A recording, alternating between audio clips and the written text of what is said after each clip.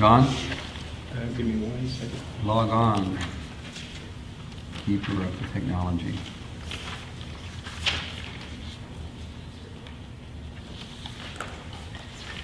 Okay, we're on.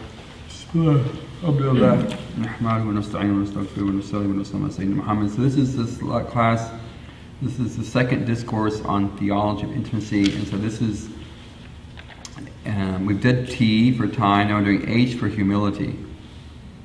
So humility, an English word, which really plays a lot into a lot of the themes from an Islamic context, is from the word humus, which you all know as earth. So it comes from the word humus. So the idea of being very down to earth, literally.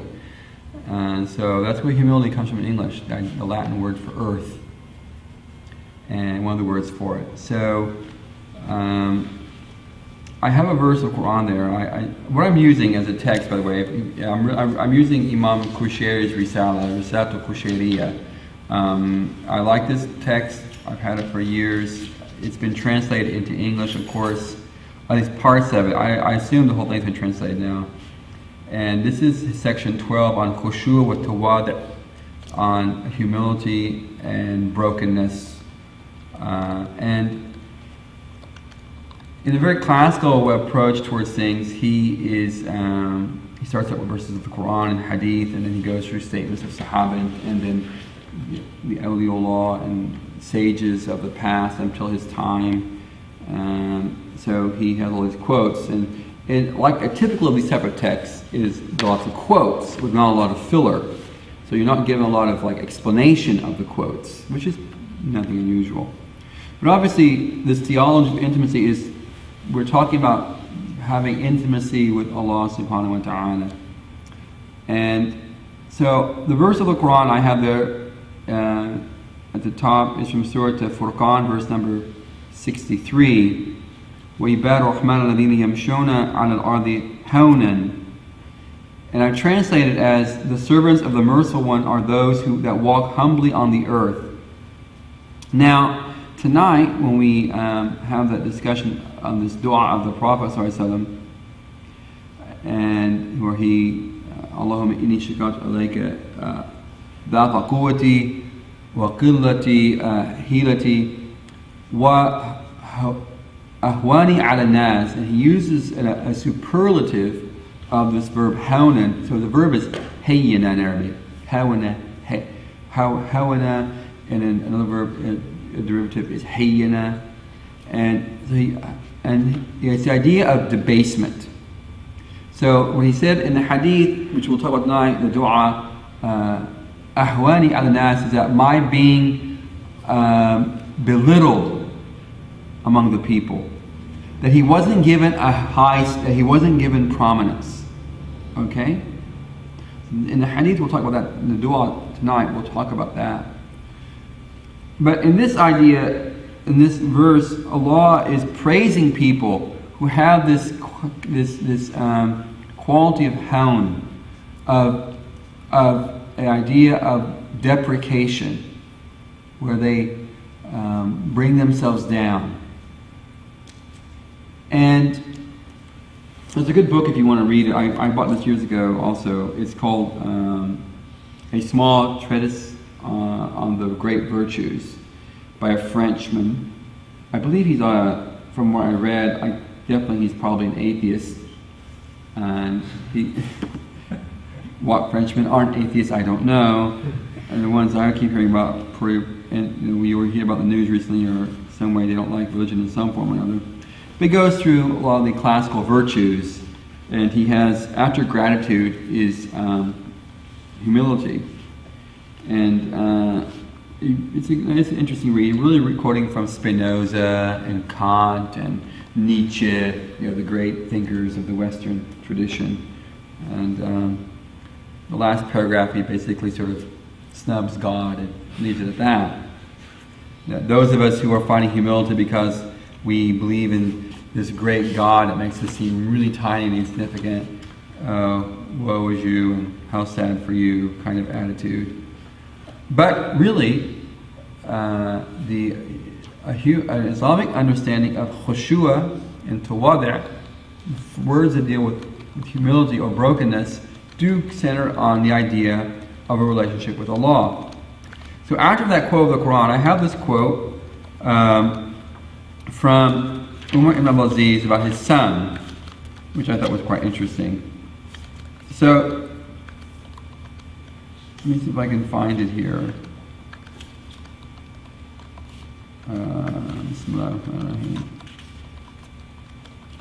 Where I got that from. Where his son, I thought I put the page it was on, but I didn't. His son had spent a lot of money on an expensive ring and the setting of the ring, the fuss of the ring.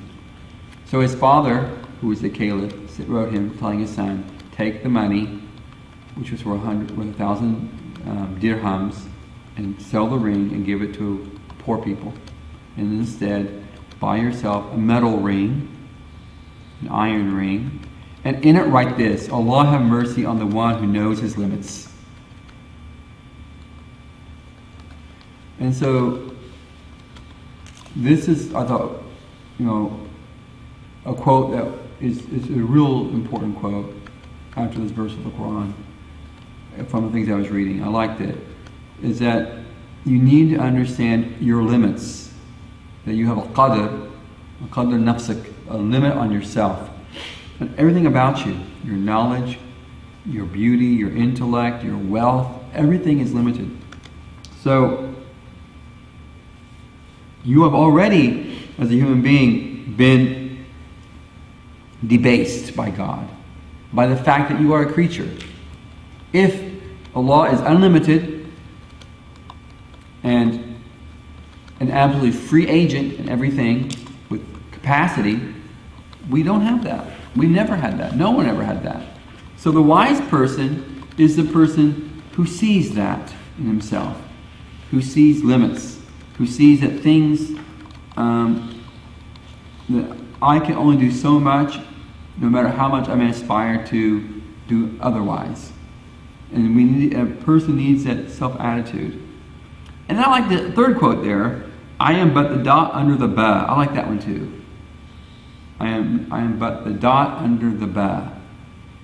Whose quote is that? I'll find it. It's somewhere here. I should have put this page. There are other pages there, page numbers I put there, but this one, I was just reading it. I think it may have been associated with Shibli, but the idea that we have these beautiful quotes from people of the past telling us about seeing yourself as being small. Small. Now, humility isn't deprecation, where you belittle yourself, maybe to curry people's attention towards you because you're trying to solicit from them some response of, well, you're not really that bad, you're like this, like that. And so, you actually use it, you use humility as an act of hidden arrogance. Because it's easy to do that. It's easy to do that. So, a truly humble person, the moment you say you're humble, you're no longer humble, by the way. So, if you can admit you're humble, then you live in Sugarland, not in humble. Because, you people in Houston got that one right. So that's true. If you live in humble, you're not very humble. There are a lot of towns in Texas named names like that, aren't there? These little quaint names of little towns in Texas. The ba of the ba of ba, the dot of ba, that nukta of ba, that's interesting. But that's a big Sufi context too, because it's about Tawheed, the idea of the nukta, because it's a singularity. But that's a different discussion. So, I have these quotes here, and I want to go through some of them, help us understand an attitude. At the bottom of the page, though, I sort of actually after reading a lot, I sort of was thinking, well, what's it about? So go to the bottom of the page, and humility is, there are three things I thought were important that I seem to be getting from my thought and reflection on this. And one is a heart attitude, an action attitude, and a self attitude. And I suppose the self attitude is heart and action are basically derivatives of self, as you see yourself. And perhaps the order of the sequence of them should not be significant. But from the scholarly works, one gets definitely an understanding that humility is a state of the heart. It's a state of brokenness of the self, of the heart. And from our perspective, it's a perspective of a relationship towards Allah subhanahu wa ta'ala. So that takes me back then, quickly then, up to the verse itself that I quoted. وَعِبَادُ الرَّحْمَنِ الَّذِينَ يَمْشُونَ عَلَى الْأَرْضِ هَوْنًا. So in this verse, Allah subhanahu wa ta'ala is mentioning how He describes His servants. The first is Rahmah. They have a relationship with Ar-Rahman. And humility and mercy, I think, in some ways go together. And so Allah as Rahman, the deity that expresses Himself through withholding His anger and mitigating His anger and offering every opportunity to stave off His anger. The ghadab, and the ghadab of Allah is a reality. The anger of Allah is real. That those people who have a relationship with Allah as Rahman are people in the same aspect reflect those qualities. So humility, for example, unlike takabbur, arrogance. In arrogance, you become very abusive towards others. And the first is an attitude towards others. The attitude of seeing someone in some deficient way in regards to yourself. And so this issue of takabbur, or arrogance, being the opposite of humility, is antithetical to an attitude of compassion and mercy. So you should keep that in mind. So the people who are in a relationship with Allah subhanahu wa ta'ala through understanding Allah as Ar-Rahman are those who are tempering themselves, particularly their anger, just as Allah, through His sifat of Rahmah, tempers His own divine anger towards His creatures. I like the statement of Hudayfa,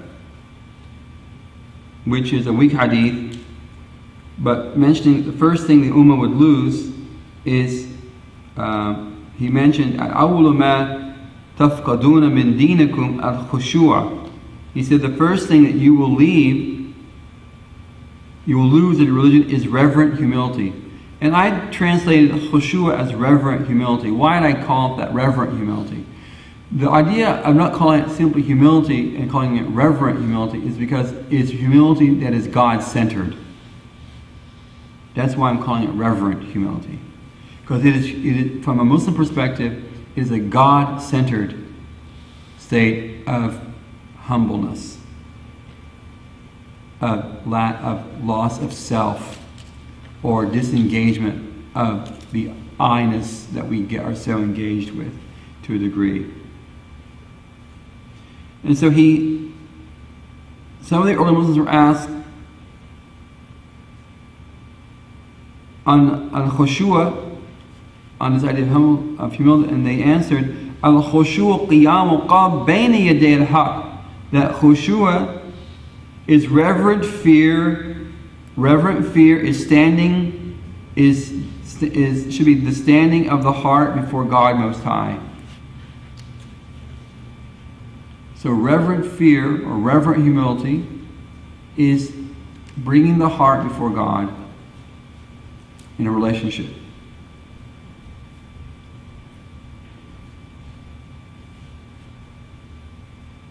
A man, the Prophet ﷺ, Rajlan يعبث في صلاته بلحيته. A man saw the Prophet ﷺ report, it's a weak hadith, but we'll narrate it. It is reported the Prophet saw a man fidgeting or playing with his beard in prayer, and he said, لو خشع قلبه هذا لخشيت جواره. If the man's heart had reverent, humble fear before God, so would his limbs. So the source is the heart, but it manifests itself through one's action. So reverence before God, which is heart-centered, should correlate properly with one's limbs. So this might be an evidence then that the source of it is the heart. It's a heart attitude. You have to develop it internally, and then it will manifest itself externally from this statement of the Prophet ﷺ.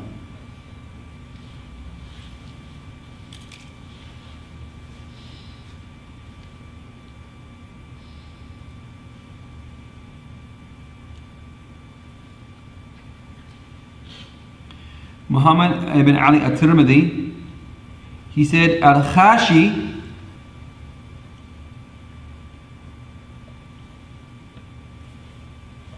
the one who has reverent fear, man khamadat nayran shahwat, is the one who extinguishes the fire of physical passion, of shahwat, desire.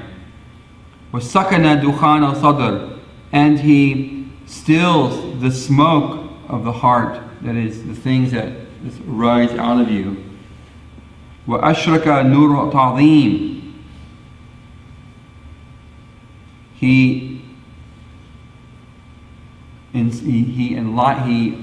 ignites the light of divine majesty fi qalbihi, in his heart. فَمَاتَتْ شَهْوَاتُ, which slays his passion. وَحَيِّ قَلْبَهُ, and gives life to his heart.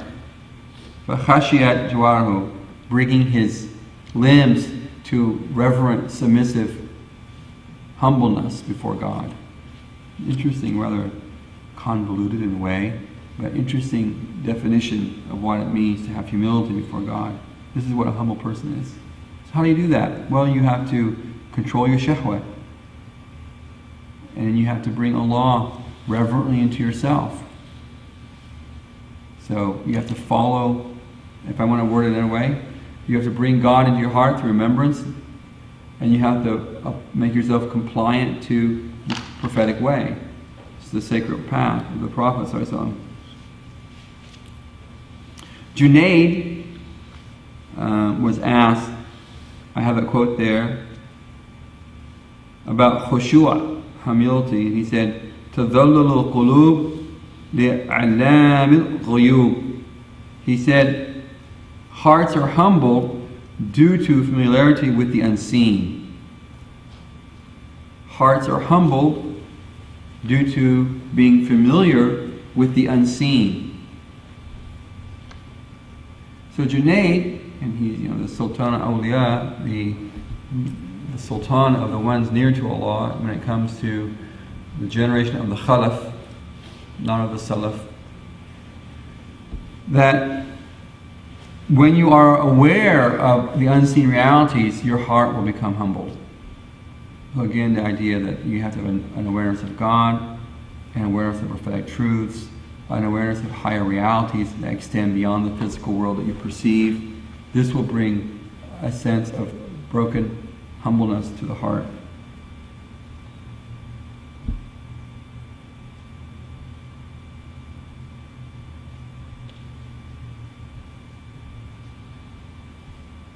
And Hassan Basri said, "Khushu' al-khawfu ad-da'imu al-lazimu liqab." Khushu' is a perpetually placed fear in the heart,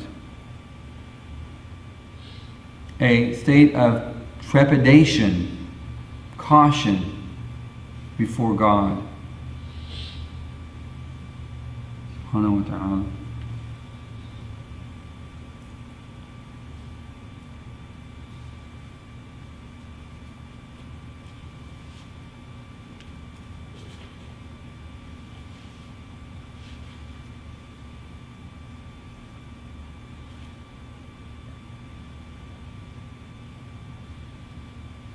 Keep that in mind.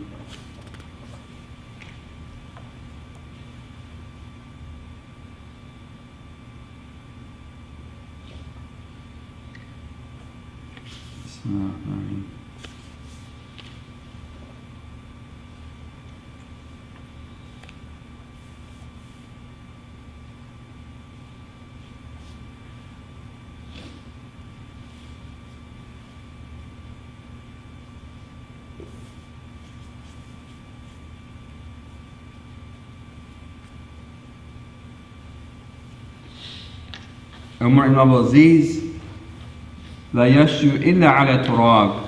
When he was, the caliph would only prostrate on soil. The idea of a physical manifestation is to, if humility in English, is, that's a good one Muslims understand. If humility is derived from humus, Latin for soil, then putting your face on the soil is a good way to get going by humility. Muslims, we pray, and one thing is if you do da'wah to people, you talk about the Muslim prayer, right? And when Muslims out there praying, we're putting our faces on the ground before God. Have you ever watched Muslims so they don't want to put their faces literally on the ground for God? Yeah. They get a tissue out, a napkin, a sajada. You go to Muslims at a park, how many of them actually are willing to pray and put their faces on the ground? What do they say? It's dirty. Of course it's dirty. That's why it's there. We should remind people that that humility comes from the Latin word for humus, which means dirt, and to do that is what sajda is all about. So it's interesting how we have a mindset. Isn't it interesting? We have this theory that we're humbling ourselves for God in sajda, but we never do a sajda, which is really a display of humility in that context. Because we feel that it's dirty, or it's incorrect, or there's something wrong with it. But the Prophet ﷺ was the most,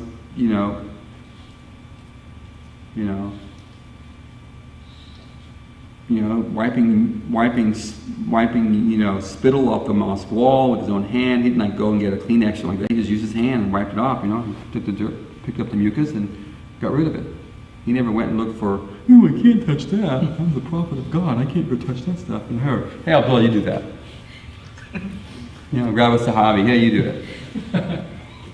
Where's that cleaning lady at, by the way? Who used to sweep the masjid. Let her do it. Ya Rasulullah, she died last week. Think about that. Or when it rained and he was prostrating in the mud. We have this idea of being clean, humble Muslims. But sometimes humility is physically being dirty. And so when Imam Ghazali talks about the secrets of Hajj, and you go on Hajj, and you're supposed to go to Mecca dirty. You're supposed to go with long fingernails and crazy hair, smelling bad, no perfume, haven't changed your ihram for a few days now, right? You haven't shaved, and you get to Mecca. Imagine that. You were in Medina, and you're taking your little camel, walking to Mecca in ihram. How many days is that going to be? You can't shave your nails, can't use soap with perfume, maybe you don't have any soap, your fingernails are dirty underneath, your hair is messed up, you're stinky, and you get to Mecca, and you're like this beggar to Allah, and you're there humbly, oh Allah, I'm here as a beggar, I'm dirty, look at me, oh Allah. Just for that, you forgive me? Think about that. But our Hajj today, it's like, it's an airplane, you get off, and air conditioned this and that, and you get your taxi, this and that, you get to your hotel room, your ihram, you take a shower before you go to the Kaaba. Of course you don't use perfume, But the purpose, is like something is lost about the whole purpose of it, which is to come to God dirty. And what's weird about that is that for Jummah, for example, you wouldn't do that. At Jummah, you come to Jummah with your best clothes, perfume, nails clipped, everything. Bam, you go looking good, like for a job interview. And every prayer, you should wear your best clothes for prayer, but not at Hajj. And Hajj is the thing which is like, like mirroring Jannah, and you get there and you're like, you come disheveled and dirty, because this is what it's about. So it's quite interesting, I think, that how we, as Muslims today, especially Western Muslims, we have a sort of sense of like cleanliness, which sort of defeats humbleness. We defeat a sense of humbleness in our lives.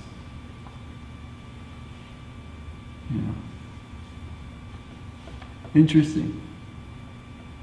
It's good to go out and pray in the dirt,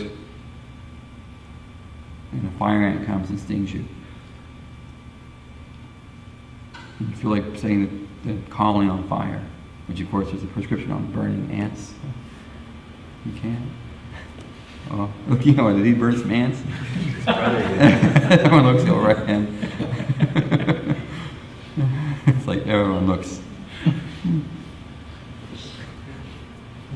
But I didn't do it. It was also did it. Now, of course, now you tell everyone now. I wasn't saying anything. I didn't know it was. I mean, it was some other brother. But the point is, it's good to go out, and just pray in the park and pray on the dirt. You want to really test your prayer? Pray in a parking lot at the mall. When people are shopping with their Macy's bags. Oh, what are they doing? Yeah. Sarah, did you lose something? Did you lose your keys underneath your truck there? Oh, they're Muslims. Yeah. You really want to be humble? You see people praying in the mall, at the cafe, in a chair. I've seen that. Why? Just hang out. All you have to do is hang out in the food court at the mall, wait for some people coming in hijab, and just watch them with your cappuccino. And you'll see women praying. Like they do it very discreetly. Yeah, and they're praying. Because, you see, no one can pray in public. Because you know what's going to happen. The lynch mob will come. They're waiting there. People with nooses and a dead tree outside, and take us outside and hang us high. And it happens all the time. So I mean, it's always happening in Texas. People are being hung for praying in public. So we're all living in fear and terror. But think about that. So when you're out in the mall and you're praying in the parking lot on asphalt, that's really almost like a modern version of a prayer in the dirt. Because not only that, you're doing it in public, and you know that people are oddly looking at you. Like my sons, when we pray in public, it's like, hurry up, Dad, people are looking at us. Is right? Oh, like, hurry up, Dad. I don't have wudu, Dad. It's like, I know, yes you do. Look, oh, there's water, I'll wait for you. Oh, Yeah. It's like that, right? We went camping, you're like, hey, go do it in the lake, and he's like, oh. Yeah. Excuse to jump in. But seriously, this is what humbleness is like. So man, in our life, we have to find times to be humble, and anyone can have humility in private. You can be in your room, at home, in the kitchen, praying, whatever you're doing. Praying in the kitchen, sure, why not? And that's easy, and you should. We all need a quiet time. But in our contemporary lives, it is a challenge, if you're working at your job, to make wudu, stick your feet in the sink, and find a place to pray. Fortunately, our workplaces often help us to be humble because they make us pray in closets and places like that, stairwells. We're forced to. And you're forced to pray in a place you normally would never pray. Like a stairwell next to bubble gum underneath it or something like that, right? Or there's a spot, and you're not quite sure, is it cockpit was spilled or something else? Think about that. Have you done that? Even on the parking lots, there's like gums. Yeah, you never know what's there. So those little things are really signs that you are humble.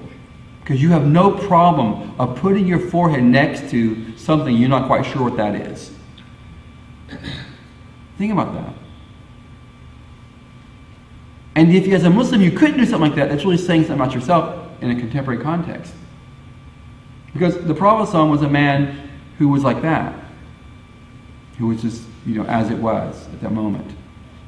And we need to be, there are fiqh ways that work to resolve issues about what is the spot, whatever. There's always, you can always resolve those. But this is, I think maybe a sign. I was thinking, that's good. I came up with that, mashallah, about a contemporary understanding of humility in America, because it is something. So that was a quote there. I like that about praying and making sajda in the dirt. It's a good thing. Unless you're praying on certain types of these grasses here in the south, you feel like you're praying on a bed of needles. They're stabbing you. This grass stabs you. It's like sword grass. I don't know. There's softer grass in Tennessee and Indiana. Yes. But the grass here, have you noticed that? Yeah, very. Our grass is a weed. This grass would be a weed in the north. Yeah, this like, where is it? It's not Bermuda grass. What it's called? St. John. St. Augustine. St. Augustine. It's like Saint there, man. Augustine who? I mean, he must have crucified himself. It's like, St. Augustine. I don't know. But this grass is horrible. It hurts you. It's like you've got the marks of the crucifixion on yourself from making from stuff a lot. But seriously, you go down, you impale yourself. And then your Hanafi, it's even worse because now you're bleeding. You make the quick Shafi shift. Shift into Shafi. Okay. Alhamdulillah. So, and another, about this issue of humbleness, is, when you're alone at home, it's a really good time to test yourself. What are you doing? So, in your private time, how are you before God? Are you, it's piety, public piety is usually a perversion. So that's a 9 quote, So you're perverting yourself if you're pious in public. So if you want to know if you're a pious person, right? Which is, questioning your humility, is see yourself at home when you're alone. So what are you doing when the kids are out? What are you doing when the wife's out? What are you doing when you're alone? If you're not guarding your eyes and guarding your ears from things you shouldn't be doing, then you know your state at that moment. You'll know it. And then that's where Tawbah is a friend to kick in and help you to overcome. Another thing to be humble is not to make your religion so formal by just quoting things in Arabic, because they're virtuous, but to talk to God. And I really encourage everyone to talk to Allah through dua and private supplication, and bring all your problems to Allah subhanahu wa ta'ala. It's very important, talking to Allah and just laying it out and understanding your incapacity in so many things.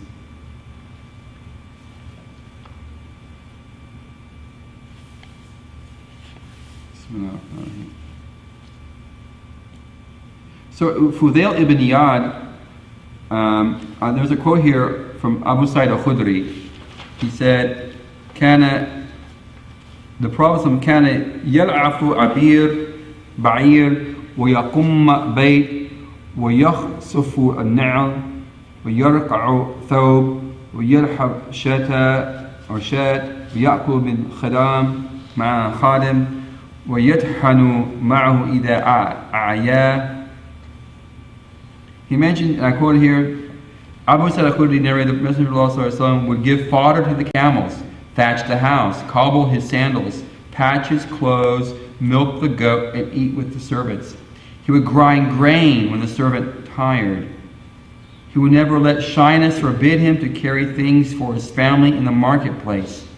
He would shake hands with the wealthy as well as the less fortunate. He was the first to give greetings. He would never belittle any request to partake in food, even if it were a date. This is his state. And you see, this is this very simple person.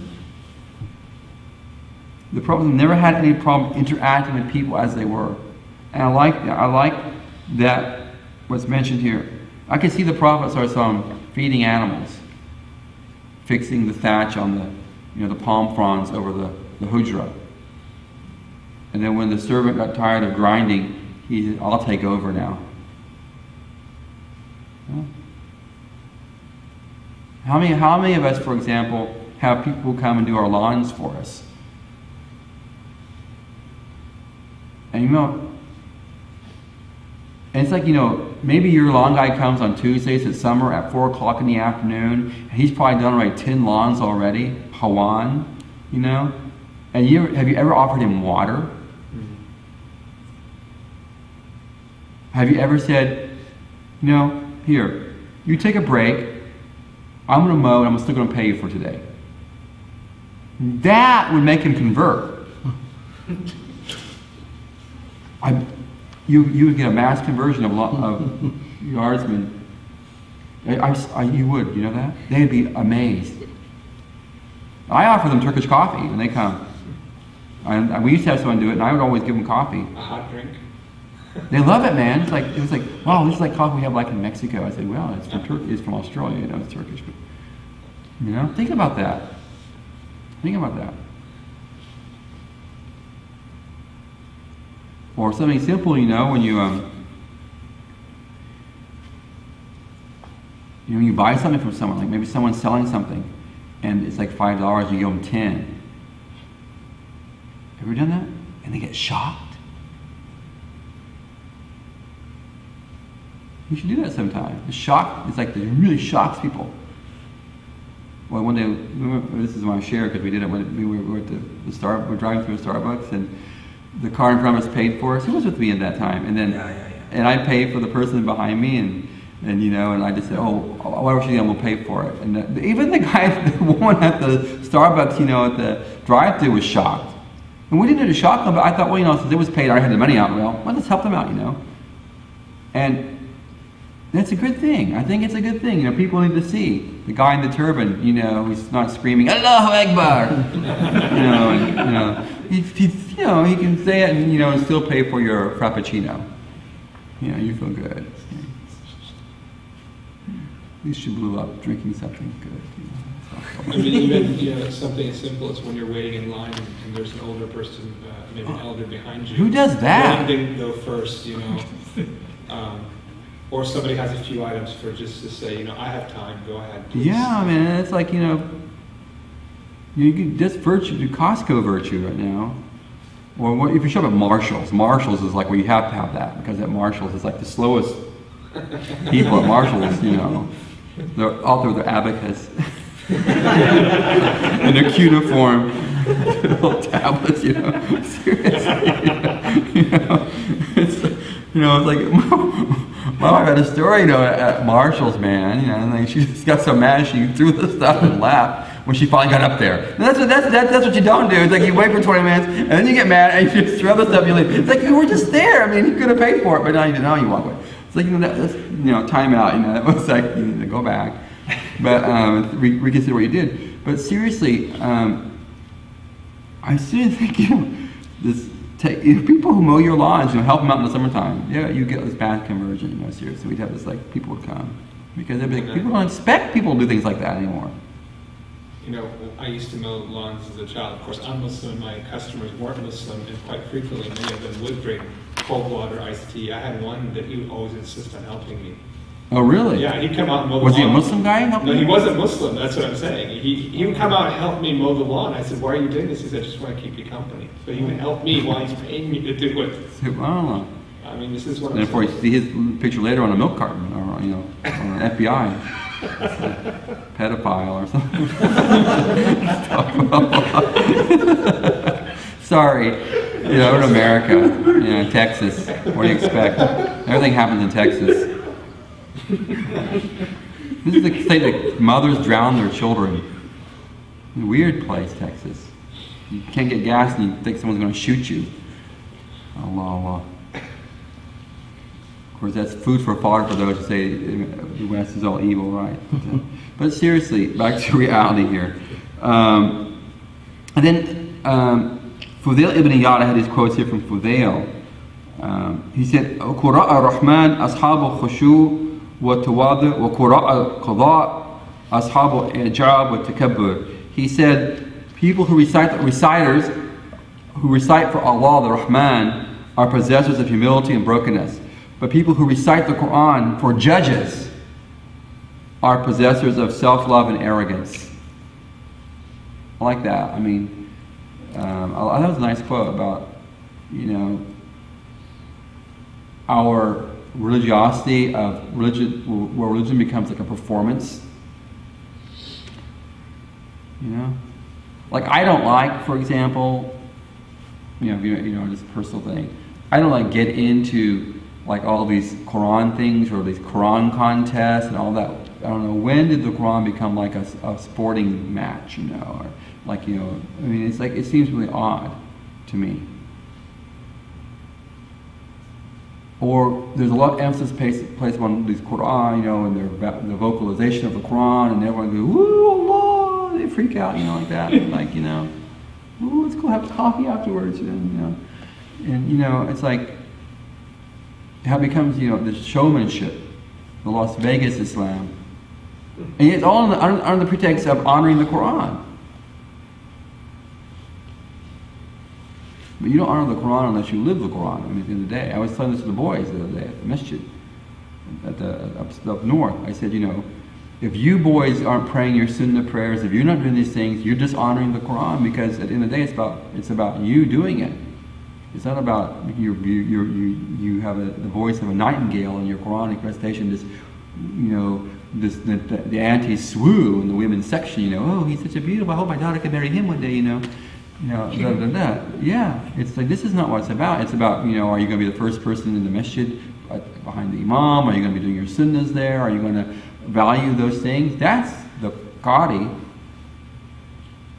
That's the qadi, because he's actually memorized something and value. Because remember, people recite the Quran, it's an enemy for you if you don't follow it. Yawm al-Qiyamah, it'll speak against you. It'll be your enemy. Allah protect us. And then he also said, "Man ra'a li nafsi qima falaysa lahu fi tawadu nasib." So he who sees value in himself has no share of humility.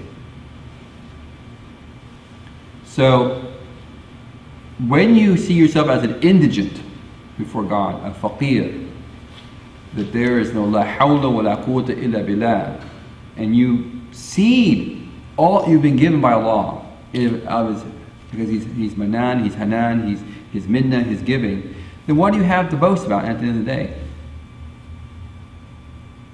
Even your faith is given to you. And this is how we have to be. It's given. In the language of tasawwuf, the faqir is when you negate your existence. When your existence is zero, then you've been elevated.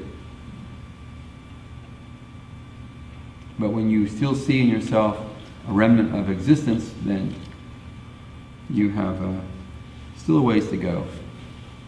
May Allah help us. Anyway, that's a little bit about humility. Next week, we're doing E. What's E on? Expectation, I believe. Expectation. Yes. Expression. Expression. There you go. To be expressive with God. What does that mean? So I hope there's a little bit of benefit today. We really went over time for an hour. Subhanallah. Oh well. C'est la vie. Any questions on any of this stuff? It's a really good book if you can get the Qushayri, the translation by the Risala Imam Qushayri, if you can get it in your library. It's a good book to have. I think it's been mostly all translated, so inshallah. Any questions on anything?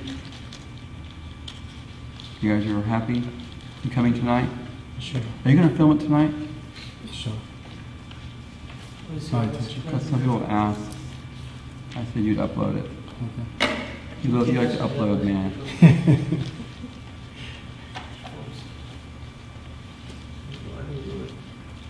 Maybe we should just bring you to Australia. That would be nice. Yeah? I have spoken with people in Germany today, everyone this morning, and I have suggested, I think we should have like this, like like a big meeting, like get us people together in one place so everyone can know each other. So I suggested we do it in Germany. Because most of you have never been to Germany. So you've never been to Bavaria. So you get some like schnitzel, and we can go to the hop fields and see how they grow hops for beer, which they have a lot around there. And I thought it'd be good also to see where Martin Luther started the Reformation at. It'd be cool too, a historical thing. And it's very close to Switzerland, so you could maybe visit Switzerland. It's just like a few hours drive. The Black Forest and all that south. The Alps? The Alps is south of Bavaria and Munich. Yeah, it's just about an hour from. So I thought, and the Turks are really good, hosts in the sense that they're good at getting that stuff done. So I suggested them to start looking at that maybe sometime, maybe later this year, before winter kicks in, to have whoever can go maybe a trip to Europe, to Germany. Because everyone can't get visas. It's not easy to go to Umrah. It's too expensive. But everyone should be able to get to Europe. Got an American passport. You don't need a visa. It's easy to get there from England. It's not so you can get cheap flights from here to Germany. It's not expensive. Especially in low season. Yeah. So I figured it'd be a nice place. And most of us you've never been to Germany, so it might be cool. In Nuremberg, you see where the Nuremberg trials were held. The big plaza where the Nazis had their big gatherings. You can even still see buildings where like the Nazi headquarter buildings. They still have the signs out. They still have like the swastika and stuff? Yeah, they have weird stuff. Not swastika. They have SS on the doors or something. Still, well, they haven't cleaned it up. But, stuff like that. That was weird. It's like the jinn that's been captured. So, alhamdulillah, so this is a note about that. I mentioned it this morning.